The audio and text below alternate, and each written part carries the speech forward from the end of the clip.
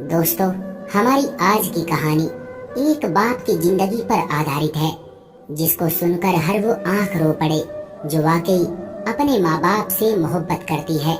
कहानी को पूरा सुनिएगा, बहुत ही जबरदस्त कहानी है। मैं सुमैया महमूद एक आम सी घरेलू औरत हूँ। हम मियाँ बीवी में बहुत मोहब्बत और चाहत थी। मेरे पति महमूद बहुत अच्छी आदत के थे, लेकिन मेरी भी यही कहानी है जो अक्सर औरतों की होती है।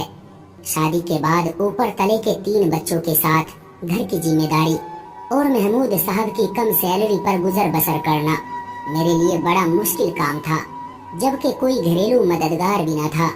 ऐसे हालात से मेरी तरह और भी बहुत सी औरतें गुजरती होंगी, लेकिन जो किस्सा मेरे साथ पेश आया उसने मेरी जिंदगी बदल के रख दी। ये उन दिनों की बात है जब मेरी शादी के 6 साल बीत गए थे।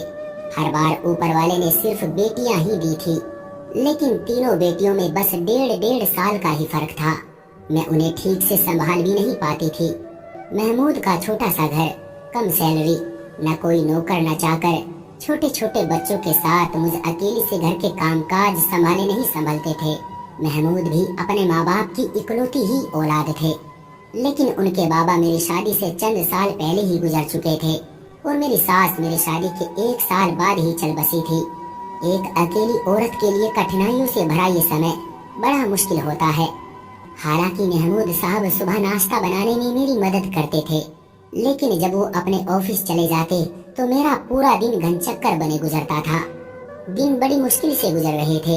घर पर मेरे अलावा कोई नहीं था जो मेरी बात सुनता। महमूद शाम को घर लौटते तो वो भी आते ही बच्चों में लग जाते थे और रात का खाना खाते ही हम दोनों अपनी जिम्मेदारियों से इस कदर थके मांदे होते कि लेटते ही सो जाते थे। एक तो बच्चों की थका देने वाली जिम्मेदारी, उस पर घर की सफाई सुथराई, खानादारी, ये दिन मुझ पर बड़े कठिन गुजर रहे थे। लेकिन फिर एक दिन महमूद एक बड़ी सी उम्र के शख्स को अपने साथ घर में ले आए और फिर मुझसे बोले कि लो बेगम साहिबा, तुम्हारा मसला ऊपर वाले ने हल करवा दिया है। आज से नौकर तुम्हारे सारे काम कर दिया करेगा और बच्चों को भी संभाल लेगा। तुम इनसे जो काम कहोगी ये इनकार नहीं करेगा। बस शाम को 7 बजे के बाद वापस चला जाया करेगा।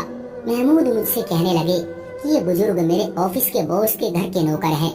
वो लोग कुछ महीने के लिए दुबई घूमने फिरने गए हैं और यहाँ उनका कोई करीबी रिश्तेदार भी नहीं है, इसलिए उन्होंने कहा है कि मैं उन्हें अपने साथ ले जाऊं। जो भी कामकाज हो तो बता देना। देखने में वो अच्छे खासे अधेड़ उम्र के थे। चेहरे पर शर्मिंदगी सी छाई हुई थी। सर के सारे बाल सफेद थे, नजरें झुकाए खड़े थे। सादे से कुर्ते पाजामे में चेहरे पर सफेद रेशमदार दाढ़ी। मैंने सोचा कोई औरत होती तो मुझे कुछ सुकून भी होता। ये बुजुर्ग आदमी भला मेरी क्या मदद कर सकते हैं, लेकिन महमूद के बॉस का हुक्म था तो इसलिए हम टाल नहीं सकते थे। वो सुबह 8 बजे तक घर पहुंच जाते थे और शाम को 7 बजे के बाद वापस चले जाते थे। घर का कामकाज मैं उनसे क्या करवा सकती थी। हाँ, उनके आने से ये जरूर हुआ था कि बच्चे उनके साथ बहल गए थे और फिर वो छोटे मोटे काम कर देते थे। वो मुझे बिटिया कहकर पुकारते थे। मैं किचन में बिजी होती तो खुद भी किचन में आ जाते और कहने लगते कि बिटिया, मुझे चाय बनानी आती है और सब्जी भी अच्छी काट लेता हूँ। कोई काम हो तो बिना झिझक कह दिया करो। पुराना सा लिबास पहने, कांधे पर रुमाल लटकाए, वो गर्मी में माथे का पसीना पोंछते हुए मेरा एहसास करने आ जाते। वो मेरे पिता की उम्र के थे। मुझे उन्हें काम कहते हुए भी शर्म आती थी। बड़े मियाँ, आप रहने दें। हम कौन सा अमीर है जो हमारा हुक्म पूरा करना आप पर जरूरी है। बस आप बच्चों को संभाल लिया करें और बाजार से सामान ला दिया करें। मुझे उनके आ जाने से बड़ी सहूलियत सी हो गई थी। बाजार की चीजें मैं उनसे मंगवा लेती थी और 7 बजते ही वो वापसी के लिए तैयार खड़े होते थे। फिर मुझसे इजाजत मांगते, बिटिया मैं जाऊं। जब मैं कहती हाँ जाए तो कहते कि मुझे 10 रुपये दे दे। पैसे तो मेरे पास अक्सर होते ही थे। मैं रोज 10 रुपये उनके मांगने पर उन्हें दे देती थी। एक बार मैंने उन्हें 100 का नोट दिया कि रख लें, लेकिन बड़े मियाँ ने वापस कर दिए। कहने लगे, बेटा सिर्फ 10 रुपये लूंगा।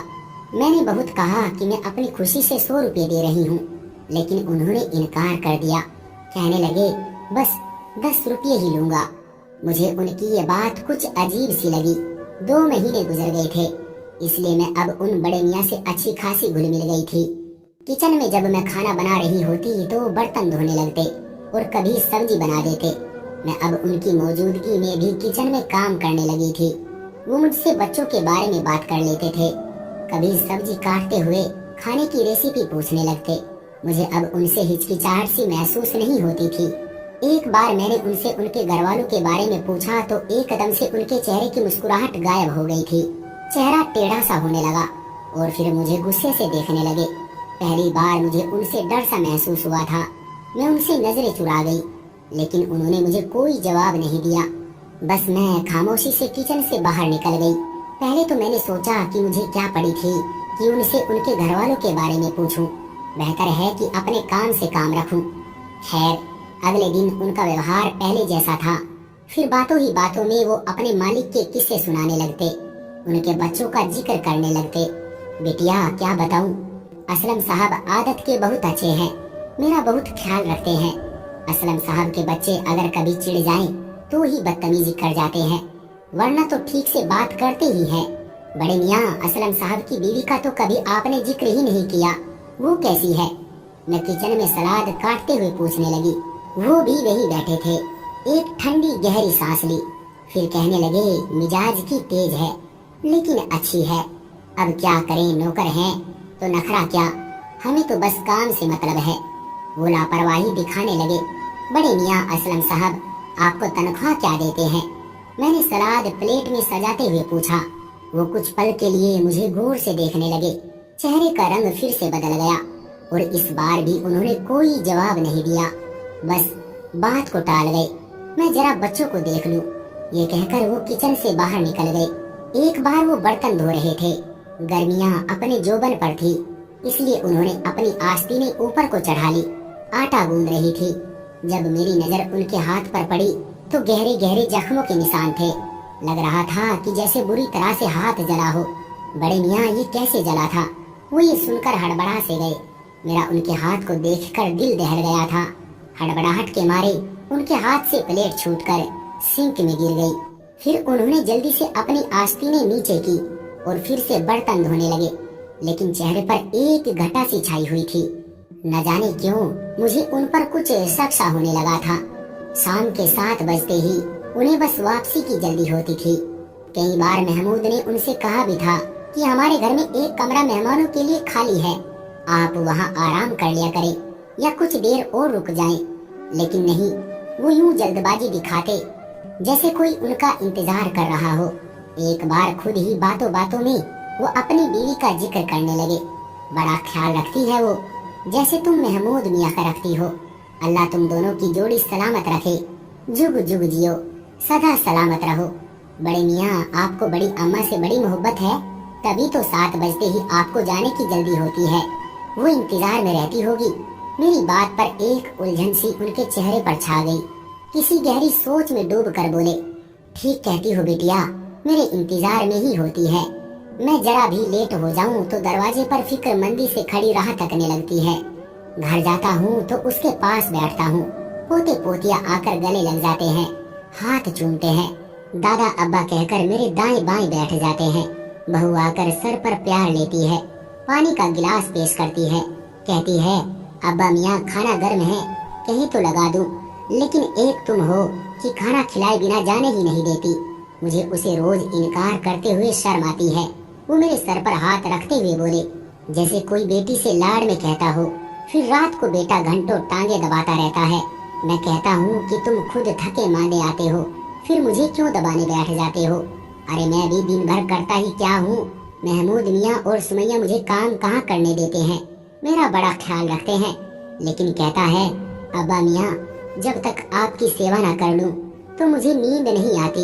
मैं उनकी बातें सुनकर कहीं खो सी गई थी और सोचने लगी कि बड़ी अच्छी नेक औलाद है जो माँ बाप की इतनी सेवा करती है। फिर बड़े मियाँ बोले, असलम की माँ जब तक दिन भर की सारी बातें मुझे न बता ले उसे कहाँ चैन पड़ता है।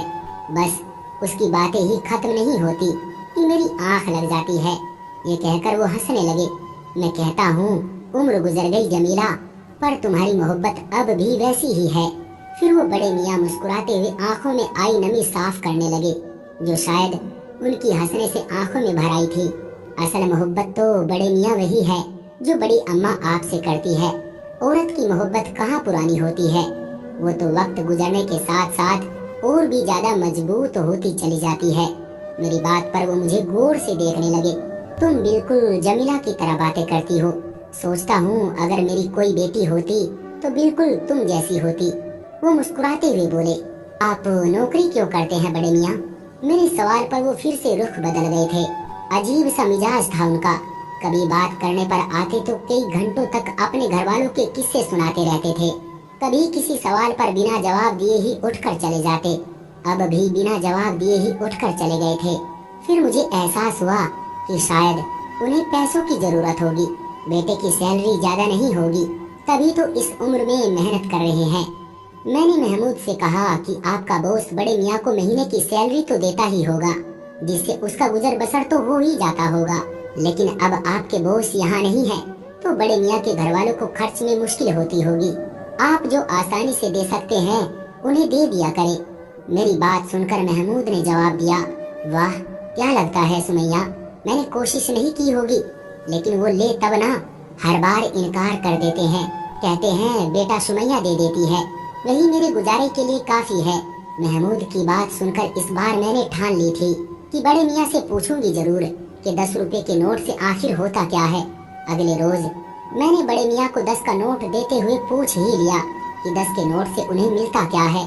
इस बार वो खामोशी से बाहर नहीं गए थे, बल्कि मुझसे कहने लगे, मेरे घर आना और सब अपनी आंखों से देख लेना। अगले दिन जब मैं उनके घर गई तो मेरे पांव तले से जमीन निकल गई। मैं और महमूद दोनों ही बड़े मियाँ के साथ उनके घर गए थे। एक पुराना सा इलाका था, छोटी छोटी गलियां थी, तंग सा माहौल था। एक गली में दाखिल होते ही 2-4 घरों के बाद गली बंद थी। आखिरी मकान के सामने हम बड़े मियाँ के साथ खड़े हो गए, लेकिन दरवाजा बंद नहीं था, हल्के से धक्के से ही खुल गया था। मैंने और महमूद ने एक दूसरे को हैरत से देखा, फिर हम अंदर दाखिल हो गए। घर बिल्कुल वीरान था। घर के अंदर दाखिल होते ही बड़ा सा आंगन था और सामने 3 कमरे थे। हर कमरे के 2 लकड़ी के दरवाजे थे। आंगन में लगे पेड़ सूख चुके थे। हर चीज मिट्टी का ढेर थी। आंगन के एक कोने में एक कब्र देखकर मेरे पैरों तले से जमीन खिसक गई थी, जिसकी मिट्टी गिरी हुई थी। घर में कोई और मौजूद नहीं था, वीरानी का राज था। बड़े मियाँ की चारपाई भी उस कब्र के बाईं तरफ बिछी हुई थी। करीब ही मिट्टी का घड़ा रखा हुआ था और उस पर स्टील का गिलास जो उल्टा रखा था। बड़े मियाँ सबसे पहले उस कब्र पर गए। जमीला देखो तो सही, कौन आया है? अरे तुम्हें बताया तो था कि बिटिया आने की जिद कर रही है। बहाने बहाने से तुम सबका पूछती है, इसलिए इस बार साथ ले आया। मेरे कदम तो ये सब देखकर वही जम गए थे। महमूद की हालत भी मुझसे कुछ अलग न थी। बड़े मियाँ ने अपनी जेब से अगरबत्ती निकाली और माचिस से जलाकर कब्र पर लगा दी। फिर पलटकर हमें देखने लगे। तुम दोनों क्यों रुक गए?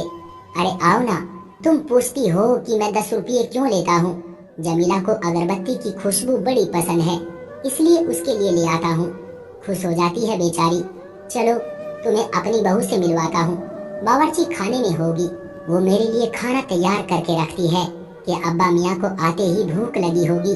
ये कहकर वो मेरे पास आए, मेरा हाथ थामकर अपने बावर्ची खाने में ले गए, जहाँ की हालत भी बाकी घर जैसी ही थी।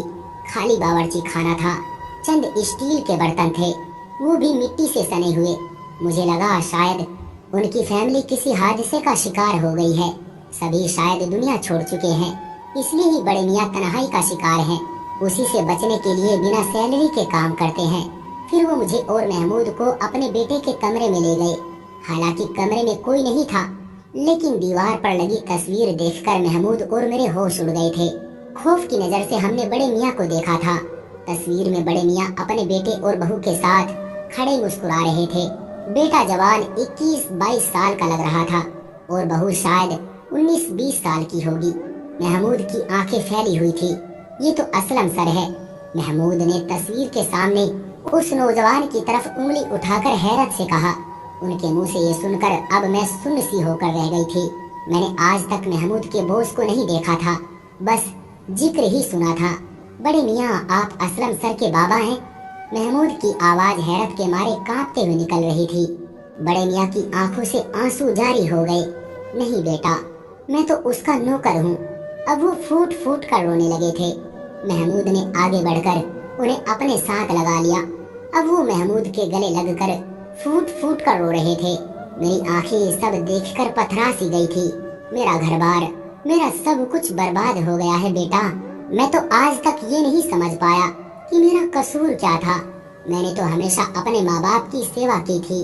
बेटे की अच्छी परवरिश की खातिर, उसे अच्छी शिक्षा दिलवाने की खातिर खुद पर नींद चैन सब हराम कर लिया था। शुरू से ही मैं रफी साहब के घर नौकर था। उस वक्त मुझे रोज 10 रुपए तनख्वाह के मिलते थे। उससे मेरा घर अच्छा चल रहा था। मेरी ड्यूटी रात 8 बजे तक की थी। असलम छोटा था। मेरी बीवी पूरा दिन घर में मेरे माँ बाप की सेवा में गुजार देती थी।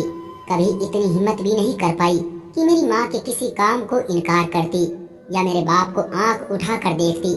बस सर झुकाए दिन रात सास ससुर की सेवा में गुजार दिए। मैं 9 बजे तक घर लौटता था, अपने बाबा की टांगे दबाकर। माँ की दिल की बातें और शिकवे सुनकर बीवी के पास जाने की बारी आती थी। बस वही 1-2 घंटे की हमारी अपनी जिंदगी थी। हम हंसते थे, बातें करते थे। असलम की पैदाइश के बाद हमने खुद को पूरी तरह से बदल लिया था।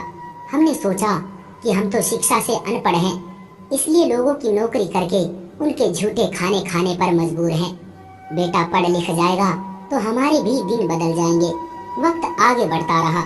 मेरे माँ बाप भी एक के बाद एक दुनिया से चले गए। कब मैंने बाप की चारपाई संभाली और कब जमीला ने अम्मा की जगह ले ली, कभी खबर भी ना हुई। हमारे स्याहबाल, खूबसूरत जवानी, असलम की परवरिश और ख्वाहिशात के सामान इकट्ठे करते करते बुढ़ापे की दहलीज पर पहुंच गई। असलम अब नौकरी पर लग चुका था। मैंने अपने सेठ रफी साहब से कहकर असलम की उनके ऑफिस में नौकरी लगवा दी। वो भी मेरी बात मान गए, क्योंकि मैंने सारी जवानी उनके घर की सेवा में गुजारी थी। बस रोज के 10 रुपए की सैलरी पर बाकी वो अपने घर का बचा खाना और झूठे कपड़े दे देते थे, जिन्हें पहन पहन कर मैंने और जमीला ने वक्त गुजारा था। रफी साहब की एक ही बेटी थी, गुलनाज, इकलौती थी, इसलिए घमंडी और बदतमीज भी थी। मुझे तो नौकर कहकर पुकारती थी, लेकिन बहरहाल जब मैं नौकर था तो नखरे क्या दिखाता। बात यहीं तक रहती तो तकलीफ न देती। असलम की सैलरी अच्छी लग गई थी। मैंने सोचा अब हम दोनों बुढ़े बुढ़िया के भी दिन बदल जाएंगे। मैं भी अब नौकरी छोड़कर घर बैठ जाऊंगा। जो वक्त जवानी में बीवी को दे नहीं पाया, वो हम दोनों बुढ़ापे में साथ गुजार लेंगे। सोच तो यही थी कि जैसी सेवा जमीला ने मेरे माँ बाप की है, बहू भी वैसे ही हमारी भी करेगी। असलम की पहली सैलरी मिलने पर मैंने रफी साहब से कहा कि मुझे अब नौकरी से छुट्टी चाहिए। वो भी खुशी से मान गए। चंद महीने घर पर रहकर ही गुजारे थे कि एक दिन रफी साहब मेरे घर आए और गुलनाज के लिए असलम का रिश्ता मांगा। मैं तो हैरान रह गया, कहाँ असलम और कहाँ गुलनाज। असलम खूबसूरत था और मेहनती भी था। रफी साहब को और क्या चाहिए था। सारी जिंदगी मेरी तो गुलामी में गुजर गई थी, अब उन्हें असलम की गुलामी चाहिए थी। गुलनाज बेटी अगर किसी दूसरे घर विदा होकर जाती तो 4 दिन न रह पाती, इसलिए असलम को फंसा लिया और मेरा बेटा भी दौलत देखकर हवा में उड़ने लगा। मेरे लाख समझाने पर भी गुल से शादी पर वो डटा रहा। बहरहाल मुझे ही आखिर में बेटे की ख्वाहिश के सामने सर झुकाना पड़ा। गुलनाज चंद दिन ही हमारे घर की जीनत बनी, फिर असलम को भी अपने साथ ले गई। जमीला बहुत रोई थी, लेकिन मैंने उसे समझाया कि बेटे की अपनी जिंदगी है, उसे गुजारने दो। वो कहने लगी कि मैंने भी तो अपनी जवानी अपनी ख्वाहिशात पर मिट्टी डालकर असलम की ख्वाहिशात को पूरा करने में उम्र गुजार दी, क्या ये दिन देखने के लिए? मैंने कहा वो हमारा फर्ज था। वो रोने लगी, कहने लगी उसका कोई फर्ज नहीं है। मैंने उसे बहुत बहलाया, लेकिन वो बीमार रहने लगी थी और असलम पहले पहले तो हफ्ते में 1 बार शक्ल दिखा जाता था। घर के खर्चे के लिए पैसे भी दे जाता था, लेकिन फिर उसका आना जाना कम हो गया। मैंने जब देखा कि बेटा अब खर्चा भी नहीं देता, तो किसी और घर में नौकरी कर ली। जमीला की जवानी भी मेरा इंतजार करते करते गुजरी थी और बुढ़ापा भी इंतजार की नजर हो गया। मुझे अगर जरा देर हो जाती तो दरवाजे की दहलीज पर खड़ी मेरा इंतजार करती रहती थी, और यही इंतजार उसे एक दिन कब्र में ले गया। मैं अकेला रह गया। मुझे अपने घर से बड़ा प्यार था, इसलिए मैंने जमीला को कहीं नहीं जाने दिया और यहीं इसी आंगन की कच्ची जमीन में दफना दिया। असलम मुझे जबरदस्ती अपने साथ ले गया। मैं दिन वहाँ गुजार लेता था, लेकिन रात को मुझे लगता था कि जमीला अकेली है, इसलिए वापस घर पर ही रात गुजारता था। गुल ने तो कभी मुझे अपना बाप समझा ही नहीं, आज तक मुझे नौकर कहकर पुकारती है। असलम अब भी उसके एहसानों के हाथ तले दबा हुआ है, इसलिए कुछ नहीं कहता। बच्चे भी माँ के नक्शे कदम पर चल निकले हैं, इसलिए मेरी हैसियत उस घर में वही है जो पहले होती थी। अब भी मैं वहाँ नौकरी करता हूँ, बस फर्क ये है कि अब रफी साहब के बजाय 10 रुपये नौकरी के गुल से बड़े हक से मांगता हूँ, क्योंकि वो मेरी मेहनत की कमाई होती है। जमीला को अगरबत्ती की खुशबू बहुत पसंद है, इसलिए 10 रुपए की अगरबत्ती ले आता हूँ। सोचता हूँ सारी जिंदगी जिस औलाद की ख्वाहिश पूरी करते करते गुजार दी, उसके पास 2 घड़ी मुझे देने के लिए नहीं है। यहाँ तक कि वो शर्म के मारे मेहमानों के सामने भी मुझे नौकर कहकर पुकारता है। मुझे दुख नहीं होता, क्योंकि जिंदगी नौकरी करते ही गुजरी है, फिर नौकर कहलाने में कहाँ की शर्म। अब जमीला को वक्त देने का वक्त आया तो उसका वक्त पूरा हो चुका है, लेकिन फिर भी उसके पास बैठता हूँ, बातें करता हूँ। अपनी जिंदगी से कोई शिकायत नहीं मुझे। बड़े मियाँ की बातें हम दोनों मियाँ बीवी ने आंसू बहाते हुए सुनी थी। रो रो कर मेरी हिचकी बन गई थी। ये कैसा जुल्म था और कैसी अंधेर नगरी थी। इतने बड़े घर में नौकरों की कौन सी कमी थी जो एक ससुर की सेवा नहीं की जा सकती थी। दोस्तों, ये कहानी कोई नई नहीं है, बहुत से घरों में यही तो हो रहा है। कई माँ बाप के साथ औलाद ऐसे ही जालिमों की तरह सलूक करती है। तो दोस्तों, उम्मीद करते हैं हमारी आज की कहानी भी आपको पसंद आई होगी। आपका क्या कहना है इस कहानी के बारे में, कमेंट करके हमें जरूर बताएं। वीडियो को लाइक कर दीजिए और इसी तरह की कहानियां लगातार देखने के लिए चैनल को सब्सक्राइब करके घंटी को दबाकर ऑल पर सेट कर लीजिए, ताकि आने वाली वीडियो का नोटिफिकेशन आपके पास तुरंत पहुंचे। मैं मिलता हूं आपसे अगली वीडियो में, तब तक के लिए धन्यवाद।